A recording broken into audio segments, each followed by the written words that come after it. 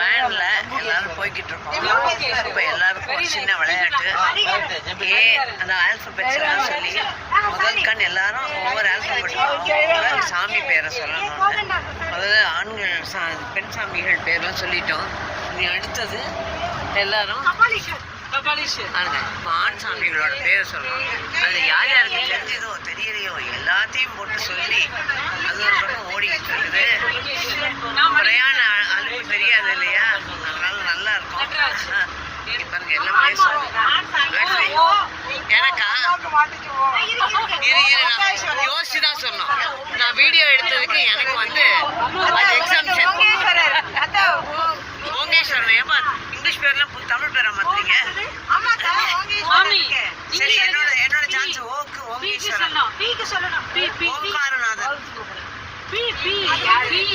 இதுல வண்டி ஓட்டுறவரும் சேர்ந்து